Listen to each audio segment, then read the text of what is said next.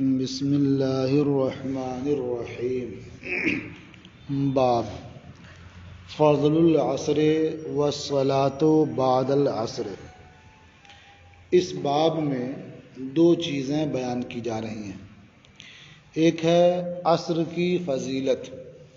یوں تو نمازیں سب اہم ہیں اور نماز یہ اہم الفرائض ہے، لیکن ان میں بھی عصر کی فضیلت کچھ اور ہی ہے۔ اور دوسری چیز کیا بیان ہوگی؟ وَالصَّلَاةُ بَعْدَ الْعَصْرِ، عصر کی نماز کے بعد نفل نماز پڑھنے کا مسئلہ۔ دو باتیں اس میں بتائی جائیں گی۔ خود قرآن کریم میں ہے حافظوا علی الصلوات والصلاۃ الوسطی، تو اس میں صلاۃ وسطی کے تعلق سے کہا گیا کہ مراد نماز عصر ہے، تو گویا تمام نمازوں کی محافظت کا حکم دیا گیا، خاص طور سے عصر کی نماز کی محافظت کا، جو بیچ کی نماز ہے۔ تو یہاں حدیث میں بھی آپ دیکھیں گے تو آپ کو یہ دونوں باتیں ملیں گی۔ اخبرنا مالک اخبرنی الزہری عن السائب ابن یزید، ہمیں خبر دی مالک نے، مجھے خبر دی زہری نے، سائب ابن یزید سے روایت کرتے ہیں، انہ رآ عمر بن الخطاب یضرب المنکدر بن عبد اللہ فی الرکعتین بعد العصر، انہوں نے حضرت عمر ابن خطاب کو دیکھا کہ وہ منکدر ابن عبداللہ کو عصر کی نماز کے بعد 2 رکعت پڑھنے کے سلسلے میں ضرب لگا رہے ہیں، مار رہے ہیں۔ آپ کو یہ سن کر کے حیرت ہو رہی ہو کہ نماز پڑھنے پر مار رہے ہیں، سزا ملتی ہے نماز چھوڑنے پر نا، اور یہ نماز پڑھنے پر مار رہے ہیں۔ تو مسئلہ یہ ہے کہ یہاں نماز پڑھنے اور نہ پڑھنے کا معاملہ نہیں ہے، یہاں معاملہ ہے شریعت کی خلاف ورزی کرنے کا۔ تو وہی نماز مقبول ہے، وہی نماز بہتر ہے، وہی نماز قابل تعریف ہے جو شریعت کے مطابق ہو۔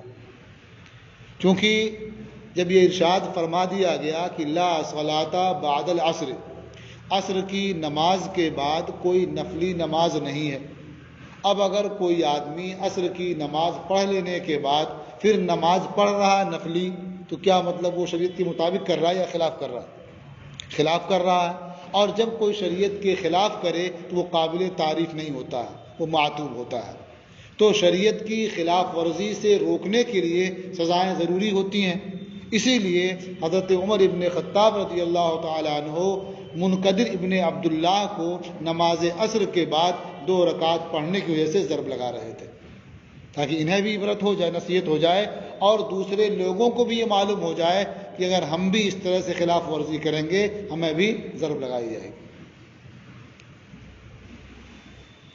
تو ایک حصہ کیا تھا کہ عصر کی نماز کے بعد نماز کا مسئلہ بیان ہوگا، تو پڑھ لیا آپ نے نا کہ عصر کی نماز کے بعد کوئی نفلی نماز نہیں ہے۔ ہاں، کسی دن کی قضا اس کے ذمہ ہے، وہ پڑھنا چاہتا ہے تو پڑھ سکتا ہے۔ ہاں، تو لا صلاۃ میں جو نفی ہے وہ نماز نفل کی نفی ہے۔ قال محمد و بہذا ناخذ، امام محمد رحمۃ اللہ تعالی علیہ نے فرمایا کہ اور اسے ہم اختیار کرتے ہیں، یعنی ہمارا بھی یہی قول ہے اور اس پر عمل ہے کہ عصر کی نماز کے بعد نماز نہیں پڑھی جائے گی۔ لا صلاۃ تطوع بعد العصر، کہ عصر کی نماز کے بعد کوئی نفل نماز نہیں ہے۔ وہو قول ابی حنیفہ رحمہ اللہ، اور یہی امام اعظم ابو حنیفہ رحمۃ اللہ علیہ کا قول ہے۔ اب ایک حصہ اور تھا عصر کی فضیلت کا، باب میں 2 باتیں تھیں نا، اس کا بیان۔ اخبرنا مالک اخبرنی نافع عن ابن عمر، ہمیں خبر دی مالک نے، مجھے خبر دی نافع نے، وہ حضرت عبداللہ ابن عمر سے روایت کرتے ہیں، انہوں نے فرمایا الذی یفوتہ العصر کانما اوتر اہلہ و مالہ، وہ شخص جس کی عصر فوت ہو جائے، یعنی نماز عصر فوت ہو جائے، چھوٹ جائے، تو گویا اس کے اہل اور مال سب فوت ہو گئے۔ آپ بتائیں کہ نماز عصر کا فوت ہونا، یعنی وقت گزر جائے اور نماز نہ پڑھ سکیں، تو یہ ایسے ہی ہے گویا اہل اور مال سب ہلاک ہو گئے، سب فوت ہو گئے۔ تو اس سے معلوم ہوتا ہے کہ نماز عصر کس قدر اہم ہے۔ تو یہ باب دو چیزوں سے متعلق تھا اور دونوں کے بارے میں حدیث نقل کر دی گئی۔ اب اس کے بعد ایک باب ہے وقت الجمعۃ وما یستحب من الطیب والدہان، جمعہ کا وقت اور خوشبو اور تیل کے استحباب کا ذکر۔ طیب کہتے ہیں خوشبو کو، اور دہان کا معنی تیل۔ تو جمعہ کے روز آدمی خوشبو لگائے، سر میں تیل لگائے، یہ مستحب ہے۔ اس تعلق سے آپ اس باب میں پڑھیں گے۔ جمعہ کا وقت کیا ہے اس بارے میں بھی آپ پڑھیں گے۔ اخبرنا مالک اخبرنی عمی ابو سہیل بن مالک عن ابی، ہمیں خبر دی مالک نے، مجھے خبر دی میرے چچا ابو سہیل ابن مالک نے، وہ اپنے والد سے روایت کرتے ہیں۔ قال كنت ارى تنفسة لعقیل ابن ابی طالب یوم الجمعۃ تطرح الى جدار المسجد الغربی۔ تنفسہ کہتے ہیں بوری کو یا بوریا کو، جانتے ہیں بوری یا بوریا؟ پہلے عام طور پر لوگ بوریوں پر بیٹھتے تھے، اب بھی گاؤں دیہات میں جہاں بوریاں ہوتی ہیں کہیں بیٹھنا ہے بچھا لیا بیٹھ گئے، اور اس سے بڑا ہو تو بورا کہتے ہیں اسے، کوئی بھرنا ہوا تو بھر دیا اسی میں۔ تو اسی بوری کے تعلق سے بیان ہے کنت ارى تنفسة لعقیل ابن ابی طالب، میں عقیل ابن ابو طالب کی ایک بوری کو دیکھتا تھا۔ کب؟ یوم الجمعۃ، جمعہ کے دن۔ کس حال میں دیکھتا تھا؟ تطرح الى جدار المسجد الغربی، کہ وہ بوری مسجد کی مغربی دیوار کی طرف ڈال دی جاتی تھی، مسجد کی مغربی دیوار کی طرف ڈال دی جاتی تھی۔ فَإِذَا غَشِيَتْ تِنْفِسَةَ كُلَّهَا ظِلُّ الْجِدَارِ خرج عمر بن الخطاب الى الصلاة یوم الجمعہ۔ تو جب دیوار کا سایہ، جس دیوار کی جڑ میں بچھاتے اسے، تو جب دیوار کا سایہ اس پوری بوری کو ڈھک لیتا، یعنی سایہ پوری بوری پر آ جاتا، خرج عمر بن الخطاب، تو حضرت عمر ابن خطاب نماز کے لیے جمعہ کے روز نکلتے، یعنی وہی گویا دیکھتے، جب سایہ پورا چھا لیتا اسے ڈھانپ لیتا تب وہ نماز کے لیے نکلتے تھے۔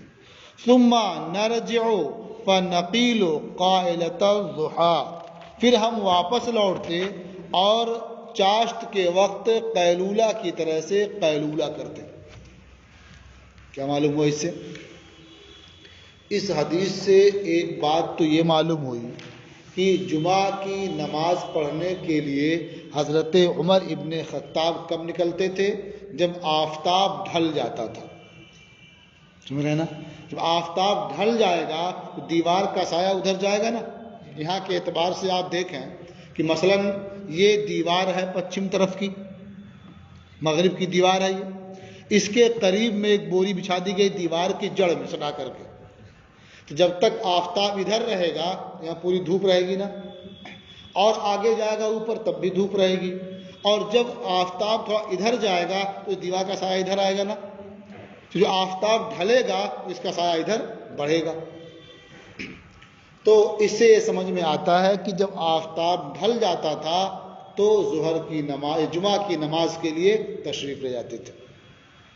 ایک بات یہ معلوم ہوئی۔ دوسری چیز یہ معلوم ہوئی کہ صحابہ کرام آج کی طرح سے دوپہر کا کھانا کھا کر کے ظہر بعد قیلولہ نہیں فرماتے تھے، وہ چاشت کے وقت جب دن خوب چڑھ جاتا تھا تب قیلولہ کرتے تھے عام دنوں میں. لیکن جمعہ کے دن چونکہ جمعہ کے لیے تیاری کرنی ہوتی تھی، غسل کرنا ہے، صاف ستھرے اچھے کپڑے پہننا ہے، خوشبو لگانا ہے، سروں میں تیل لگانا ہے، اور اس طرح کچھ کام ہوتا تھا نپٹا لیتے تھے. تو چاشت کے وقت جو اور دنوں میں قیلولہ کرتے تھے تو جمعہ کے دن قیلولہ نہیں کرتے تھے، تیاری مصروف رہتے تھے.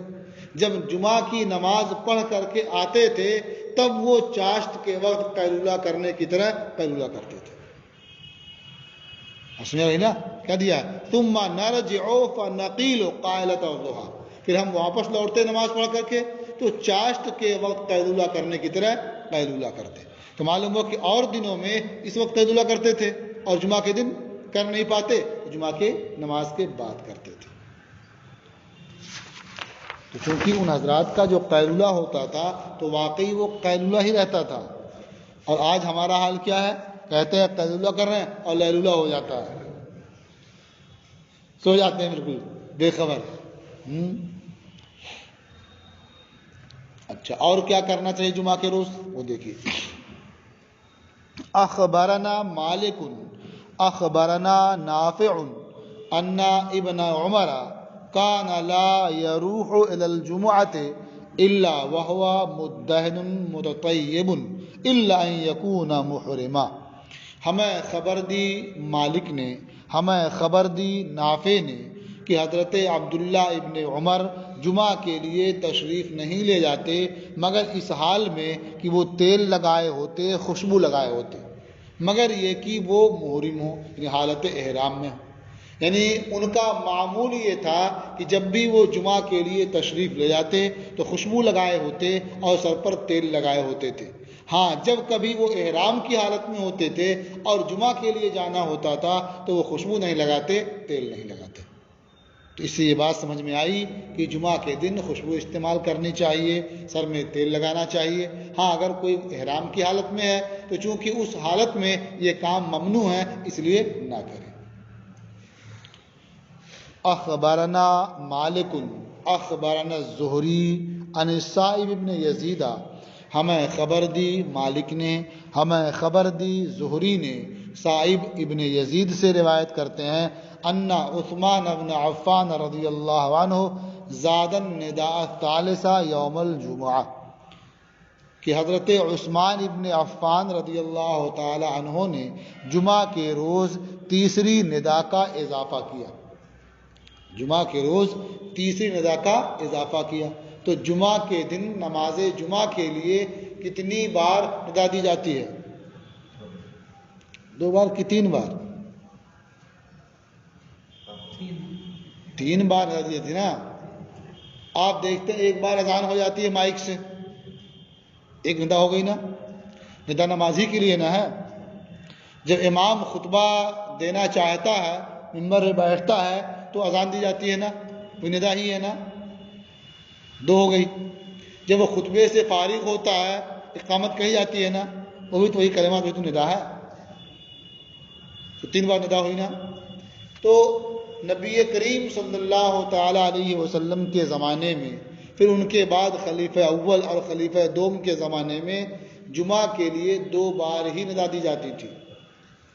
ایک ندا وہ ہے جو امام کے منبر پر تشریف لے جانے کے بعد خطبہ شروع کرنے سے پہلے دی جاتی ہے، ایک ندا وہ تھی. اور ایک نماز شروع کرنے سے پہلے جو ندا دی جاتی ہے وہ تھی.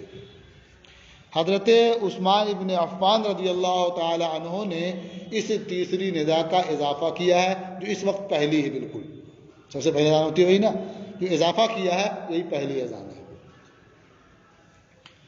تو یہ مسئلہ بھی معلوم ہو گیا کہ ہر بدعت یا ہر نئی چیز گمراہی نہیں ہے، اس لیے کہ یہ خلیفہ برحق ہیں جن کے بارے میں حضور کا ارشاد ہے کہ ان کی طریقے کو مضبوطی سے پکڑو.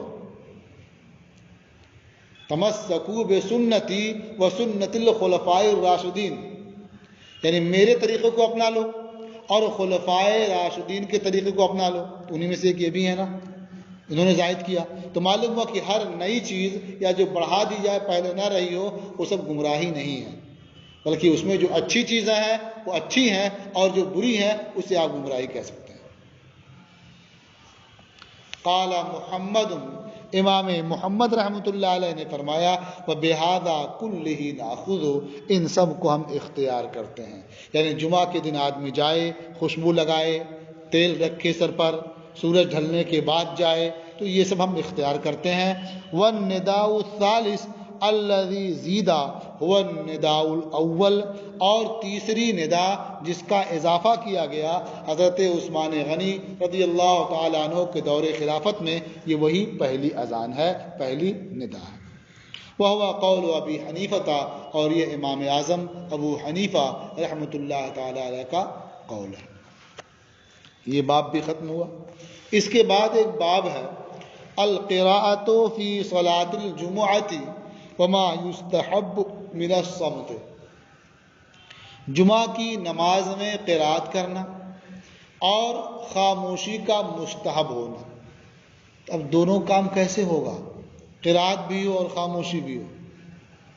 یہ دیکھنے میں ایسا لگ رہا ہے دونوں حکم الگ الگ ہیں۔ جمعہ کی نماز میں قراءت کرنا اور جمعہ کے خطبے کے وقت خاموشی اختیار کرنا ہے نا، کہ جب خطبہ ہو رہا ہو تو جتنے بھی لوگ ہیں سب خاموش رہیں اور سنیں اسے، اور چونکہ قرآن جب پڑھا جا رہا ہو تو اس کے بارے میں تو موجود ہی ہے اذا قرئ القرآن فاستمعوا له وانصتوا، جب قرآن پڑھا جائے تو غور سے سنو اور چپ رہو۔ تو یہاں وہ دونوں باتیں ہیں، یعنی قراءت کا مسئلہ ہے اور خاموشی کے استحباب کا بھی بیان ہے۔ اخبرنا مالک حدثنا زمرة بن سعید المازنی عن عبید اللہ بن عبد اللہ بن عتبہ، ہمیں خبر دی مالک نے، ہم سے حدیث بیان کی زمرہ ابن سعید مازنی نے، وہ عبید اللہ ابن عبداللہ ابن عتبہ سے روایت کرتے ہیں ان الضحاک بن قیس سأل النعمان بن بشیر، کہ ضحاک ابن قیس نے نعمان ابن بشیر سے دریافت کیا ماذا کانا یقرأ بہ رسول اللہ صلی اللہ علیہ وسلم علی اثر سورۃ الجمعۃ یوم الجمعہ، کہ اللہ کے رسول صلی اللہ تعالی علیہ وسلم جمعہ کے روز سورہ جمعہ کے بعد کس کی قراءت فرماتے تھے؟ یعنی پہلی رکعت میں سورہ جمعہ کی قراءت فرماتے تھے تو دوسری رکعت میں کس سورت کی قراءت فرماتے تھے؟ فقال کان یقرأ هل اتاک حدیث الغاشیہ، انہوں نے فرمایا کہ نبی کریم صلی اللہ تعالی علیہ وسلم دوسری رکعت میں هل اتاک حدیث الغاشیہ کی قراءت فرماتے تھے۔ تو اس سے معلوم ہوا کہ ان صورتوں کی جمعہ کی نماز میں قراءت کرنا یہ بہتر ہے۔ ان صورتوں کے علاوہ دوسری صورتوں کی قراءت کی جب بھی نماز جمعہ ہونے میں کوئی خلل نہیں ہوگا۔